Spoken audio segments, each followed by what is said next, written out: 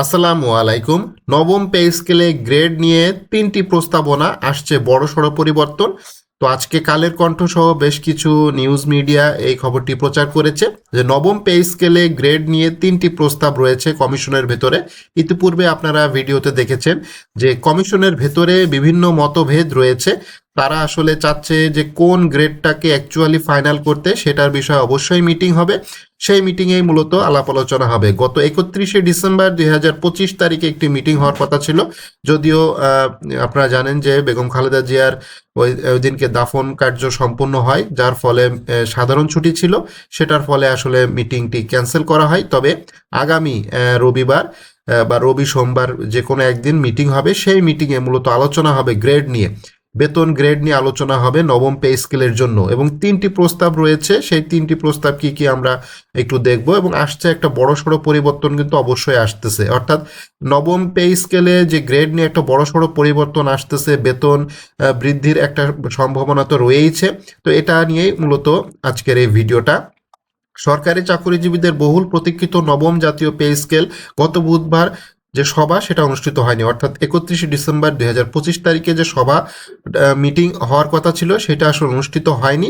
সাবেক প্রধানমন্ত্রী বেগম খালেদা জিয়ার মৃত্যুতে সরকার ঘোষিত সাধারণ ছুটি থাকায় ওই সভা স্থগিত করা হয়েছিল।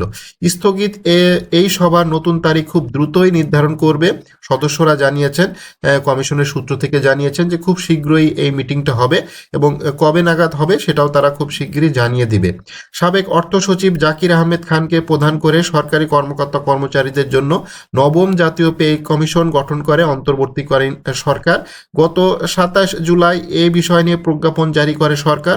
কমিশনের প্রথম সভার দিন থেকে 6 মাসের মধ্যে সরকারের কাছে একটি প্রতিবেদন দিতে বলা হয়েছে। কমিশনের সূত্র থেকে জানা গেছে নবম পে স্কেলের বিদ্যমান 20টি গ্রেড বজায় থাকবে কিনা কমানো হবে, তা নিয়ে কমিশনের সদস্যদের মধ্যে 3টি মত দেখা দিয়েছে। অর্থাৎ এই যে 20টি গ্রেড রয়েছে, এই 20টি গ্রেড কতটি হবে সেটা নিয়েই মূলত আলাপ আলোচনা হচ্ছে। এবং সামনে যে মিটিং হবে সেই মিটিংয়ে মূলত এই 3টা গ্রেড অর্থাৎ মতামত নিয়ে কিন্তু আলোচনা হবে। একটা মতামত আছে, সেই 3টা মতামত আমরা একটু পরে দেখতেছি। কমিশনের সূত্র থেকে জানা গেছে নবম পে স্কেলের বিদ্যমান 20টি গ্রেড বজায় থাকবে কিনা নাকি কমানো হবে, তা নিয়ে কমিশনের সদস্যদের মধ্যে 3টি মত দেখা দিয়েছে। প্রথম পক্ষ বিদ্যমান 20টি গ্রেড অপরিবর্তিত রেখে যৌক্তিক হারে বেতন ভাতার বৃদ্ধির সুপারিশ করা, এবং দ্বিতীয় পক্ষ তারা মনে করতেছে বেতন বৈষম্য কমাতে গ্রেড 20টি থেকে কমিয়ে 16টি করার প্রস্তাব তারা দিয়েছে। এবং তৃতীয় পক্ষ তারা বলতেছে যে বৈষম্য দূর করতে আরও আমূল পরিবর্তন করতে হবে, এজন্য 14টি করার পক্ষে রয়েছে, অর্থাৎ 14টি গ্রেড করার পক্ষে তারা রয়েছে। তো এটাই মূলত এখানে যে আলোচনা হবে, আসছে যে মিটিং হবে কমিশনের, সেই মিটিংয়ে মূলত এটাই আলোচনা হবে যে কোন গ্রেডটাকে অ্যাপ্রোপ্রিয়েট করা যায় নবম জাতীয় পে কমিশনের জন্য, অথবা বা নবম পে স্কেলের জন্য। যে 20টা গ্রেডকে কমিয়ে কত করা যেতে পারে, সেটা 16 হতে পারে, 20টাও থাকতে পারে, আবার 14টি গ্রেড হতে পারে। তো 3টি মত রয়েছে, 3টি পক্ষ রয়েছে, 3 ধরনের এখানে দল তৈরি হয়েছে, মতামত তৈরি হয়েছে। তাদের বিষয়ে এখন আলাপ আলোচনা হবে। তারা আসলে কমিশনের যে প্রধান রয়েছেন, তিনি আসলে কোনটা অ্যাকসেপ্ট করবেন সেটা এখন সবচেয়ে দেখার বিষয়। তো এই বিষয়গুলো এখন সামনে আলাপ আলোচনা হবে। সামনে যে মিটিং আছে সেই মিটিংয়ে মূলত আলাপ আলোচনা হবে। সামনে সপ্তাহে আশা করা যাচ্ছে জানুয়ারির ফার্স্ট উইকেই একটা বড় সড়ো মিটিং হতে যাচ্ছে পে কমিশনের। সেই পে কমিশনের মিটিংয়ে 2টা জিনিস খুব জোরে সোরে আলোচনা হবে। বেতন গ্রেড কতটা হবে, অর্থাৎ 14টা হবে নাকি 16টা হবে নাকি 20টায় থাকতেছে, এবং সর্বোচ্চ এবং সর্বনিম্ন বেতন কত হবে সেটাও আলাপ আলোচনা হবে। এখানে সর্বোচ্চ এবং সর্বনিম্ন বেতন নির্ধারণ করাটাই সবচাইতে এখন বড় চ্যালেঞ্জ হয়ে দাঁড়িয়েছে। একটা মানসম্মত বেতন নির্ধারণ করতে হবে, একটা সুন্দর সম্মত বেতনটা নির্ধারণ করতে হবে। এমন অবাস্তব সম্মত কোনো বেতন নির্ধারণ করা যাবে না যেটা নিয়ে অর্থনৈতিকভাবে দেশের এর উপরে প্রেশার পড়ে বা বাজারের উপরে প্রেশার পড়ে।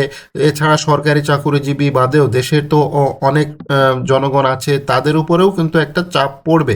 তো সেই সকল বিচার বিশ্লেষণ করে এই গ্রেড এবং সর্বোচ্চ সর্বনিম্ন যে বেতন আছে সেটা আসলে নির্ধারণ করতে হবে। এবং গ্রেড সংখ্যা তো নিয়ে বিভিন্ন কর্মচারী সংগঠনগুলো বিভিন্নভাবে মতামত দিয়েছে। তাদের মতামতটা প্রায় একই, 20টা গ্রেড আসলে কেউই চায়নি। সকলেই আসলে 20টা গ্রেডকে ভেঙে 15 থেকে 16-17টি গ্রেড করার পক্ষে সবাই মতামত দিয়েছে। 20টা গ্রেড আসলে কেউ চায়নি। প্রথম দফা যে দাবিটা ছিল 20টা গ্রেডকে ভেঙে 15 থেকে 16টি গ্রেড করে রাখার জন্য, এবং সর্বোচ্চ সর্বনিম্ন বেতন এখানে তারা বলেই দিয়েছিল সর্বনিম্ন বেতন 35,000 টাকা এবং 1:4 অনুপাতে করার জন্য, এবং সর্বোচ্চ 1,40,000 টাকা বেতন একটা প্রস্তাব ছিল। তো সেটাও আসলে কমিশন মেনে নিতে পারে, আবার সেটার কম বেশিও হতে পারে।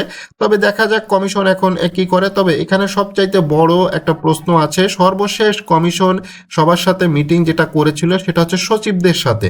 সচিবরা কিন্তু কর্মচারীদের যে মতামত দেওয়া হয়েছিল, অর্থাৎ সর্বনিম্ন 35,000 টাকা, সর্বোচ্চ 1,40,000 টাকা, সে বিষয়ে তারা একটা ভেটো দিয়েছিল এবং সচিবরা বলেছিল না, এত টাকা বেতন আসলে ওইভাবে করা যাবে না, সর্বনিম্ন বেতন এত করা যাবে না এবং সর্বোচ্চ বেতনও আসলে এত করা যাবে না, এটা তারা একটা মতামত দিয়েছিল সচিবরা। তো সেটাও একটা দেখার বিষয়, কমিশন আসলে কোনটাকে অ্যাপ্রোপ্রিয়েটভাবে নিয়ে নবম পে কমিশনের যে চূড়ান্ত রিপোর্ট সরকারের কাছে পেশ করবে, এবং আগামী জানুয়ারির ভেতরেই তাদেরকে সকল কার্যক্রম শেষ করতে হবে। অর্থাৎ এই জানুয়ারির ভেতরেই তাদের যাবতীয় মিটিং এবং এই যে 3টা গ্রেড নিয়ে বিভিন্ন মত রয়েছে সেটা নিয়েও আলাপ আলোচনা করে সরকারের কাছে চূড়ান্ত একটা মতামত দিতে হবে খুব তাড়াতাড়ি, এতে করে সরকার যাতে নির্বাচনের আগে নবম পে স্কেলের যে গেজেট আছে সেটা প্রকাশ করতে পারে।